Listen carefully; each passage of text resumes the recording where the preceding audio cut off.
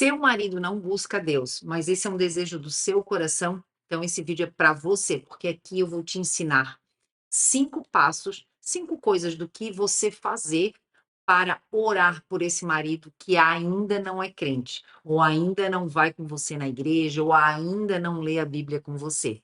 Mas não perca a esperança, continue, persista. Quero te ensinar o que eu fiz na minha casa e deu certo. Tive oração atendida, graças a Deus. E você também pode. Sim, nada é impossível para o nosso Deus. E já comente aqui embaixo para mostrar a sua fé. Nada é impossível para Deus. Creia, declare a palavra, fale para Deus: eu sei que o Senhor vai fazer na minha casa, porque o inimigo aqui não tem vez. Quem tem vez aqui é Deus, e eu vou ter vitória, porque eu sou mais do que vencedora. E interceda pela sua casa, pelo seu marido. E já curte também esse vídeo, mande para alguma amiga, para alguma pessoa que precisa também ouvir isso e orar pelo marido que ainda não é crente, porque a gente deseja o melhor para o nosso marido. Então vamos lá, papel e caneta na mão, anotem tudo. Qualquer coisa pode fazer comentários aqui embaixo. E eu quero falar para vocês a primeira coisa que nós devemos fazer como uma mulher que intercede pelo marido, que ora pelo marido, é orar com fé e persistência. Sabe por que que eu trouxe isso para vocês? Porque eu já pensei isso, meu Deus, eu já oro há tanto tempo, não tenho resposta. Eu já oro há tanto tempo, meu Deus, será que vai acontecer comigo? Sim, vai, continue, persevere, seja persistente, não desista. Para Deus nada é impossível. E muitas alunas, que eu tenho o método Poder da Oração, uma mentoria que eu ensino e auxilio as mulheres a orarem pelo seu casamento, pela sua família, elas dizem assim para mim: Gi, eu já oro há muito tempo. E aí eu pergunto para elas, o que que é muito tempo? Tem algumas que me respondem que é 2 meses, tem algumas que me respondem 2 anos, tem algumas que me respondem 8 anos.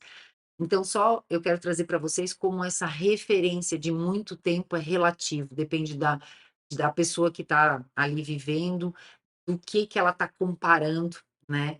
E aí a gente conversa, eu digo: "Olha, eu já vi gente orando 20 anos, já vi gente orando 1 mês", então assim, tudo depende do nosso processo, depende do que Deus tem para nos ensinar, até porque o processo de conversão do nosso marido também está atrelado ao nosso processo, né. Mas aqui eu quero falar sobre o que você fazer para esse caso. Então a primeira dica que eu já dei é orar com fé e persistência. Eu anotei aqui para falar para vocês, orar de forma específica e diariamente. Mas por que específica? Porque a gente deve pedir o auxílio para o Espírito Santo, para a gente orar para o nosso marido e saber pelo que a gente está orando. Então, orar de forma específica. Senhor, eu desejo no meu coração que ele vá comigo à igreja, ou vamos supor que ele já vá na igreja com você, mas ele não leia a palavra com você. Então, Senhor, eu quero agradecer, eu quero já dizer que eu sei que meu marido vai na igreja comigo, ele vai no culto, ele ora comigo, mas eu queria tanto que ele tivesse sede e fome da sua palavra. Então, por favor, eu peço que o Senhor toque o coração dele. Ou vamos supor, no caso, que o seu marido ainda não é crente, né? Que é aqui o tema. Então, Senhor, eu sei que o Senhor pode tocar o coração dele, dar para ele um coração temente ao Senhor, um coração ensinável. Então, ore de forma específica. Ore para ele, olha, com fé, eu sei que o Senhor pode proteger, e o Senhor protege ele no trabalho, para ele ser luz lá, então eu não quero que o meu marido seja crente para eu me achar que meu marido é melhor do que o das outras, não. Mas sim, Senhor, porque eu quero que ele tenha vida eterna, que ele seja salvo, curado, que ele entenda a obra na cruz. Então, ore de forma específica, ok? E o item 2. Seja um exemplo vivo de Jesus Cristo. Sim, a gente tem que tomar cuidado, porque, assim, tem muitas pessoas que orienta, né, ou aconselha outras pessoas a seguirem Jesus, mas elas mesmo não fazem. Então, assim, como que o meu marido vai ser crente se nem eu sou? Ou se eu sou aquela crente religiosa que cobra, que está sempre braba, ou que vive na igreja. Tem que cuidar, gente. O primeiro ministério nosso é a família. Então, antes de estar todos os dias dentro da igreja, a gente tem que estar dentro da nossa casa, orando, fazendo comunhão com a nossa família, estando presente, cuidando do nosso lar, deixando cheiroso, organizado, limpo, né? Deus não abençoa a bagunça, sempre digo isso. Em 1 Pedro até diz, lá no capítulo 3:1, diz que as mulheres sejam submissas aos seus maridos, e já trazendo para vocês que a submissão é estar submissa à mesma missão, ou seja, ser unidade com o seu marido, tá? Não é ser capacho, ser tola, não é isso, tá? Para que se alguns dele não creem na palavra, sejam ganhos sem palavras por meio do comportamento de suas mulheres. Então nós devemos demonstrar o caráter de Jesus em todas as atitudes nossas. Gi, mas às vezes não dá. É, às vezes não dá. Às vezes a gente perde paciência, a gente também tá cansada, a gente também tá, né, estressada, às vezes a gente também tá de TPM e é normal. Então, não tenha orgulho e peça perdão. Mostre para ele que você também erra, você é humano, mas que você está mirando em buscar a perfeição, que você está buscando imitar Jesus, ok? O item 3, agora que eu digo para vocês, não forçar e nem julgar, mas mostrar o amor incondicional. Como que não, eu não posso julgar e nem forçar? Por quê? Porque só quem convence uma pessoa é o Espírito Santo. A mudança, a transformação do outro começa em mim. Então eu não tenho que forçar a pessoa, eu tenho que eu me transformar. E por que que eu não posso julgar o meu marido? Dizendo para ele: "Ah, porque você não é crente, você vai para o inferno, olha só, porque eu faço isso, você não faz aquilo, porque eu faço isso, porque eu faço aquilo, pá-pá". Porque eu não tenho que ser Deus na vida das pessoas. Eu tenho que ser um exemplo do evangelho. Até porque eu tenho que ser aquela Bíblia que talvez a pessoa vai ler, ou seja, que a pessoa vai ver. Eu tenho que ser o evangelho que às vezes vai passar na frente de alguém e a pessoa vai dizer: "Eu quero aquele Deus". Eu gostei do Deus da Gisele, eu gostei daquilo que ela fez, ou do que ela falou, como ela se comportou. Então, é sobre isso, é a gente convencer ou demonstrar uma coisa sem palavras, ok? Então, esse amor, né, eu até quero trazer para vocês aqui 1 Coríntios 13:4 diz assim: "O amor é paciente, o amor é bondoso, não é invejoso, não se vangloria, não se orgulha". Só que esse amor incondicional, ele é somente por meio de Jesus, não tem outra forma. Por isso que nós devemos orar pelo nosso marido, que ainda não é crente, mas somente por meio de Jesus, pedindo para o Espírito Santo tocar o coração dele, convencer ele. Mas isso eu tenho que fazer como? Amando ele incondicionalmente, não julgando, não forçando, não condenando, não criticando. E eu tenho que cuidar para não ser tentada a tentar converter ele e ficar na cabeça dele falando mil coisas. Então temos que ter esse cuidado. Item 4. Se utilize da palavra de Deus para edificar. Gente, a gente tem Bíblias, né, que tem bastante de tudo quanto é forma, de tudo quanto é jeito, de traduções mais simples, menos simples. Então, assim, se apropriem, comprem, adquirem, peguem a palavra de Deus e usem ela. Se você não sabe o que falar ou você não sabe o que orar pelo seu marido, que ainda não é crente, Gisele, tem algumas alunas que vêm assim para mim: Gisele, eu não sei o que orar com meu marido, eu tenho vergonha, eu não sei o que falar, não tenho palavra bonita.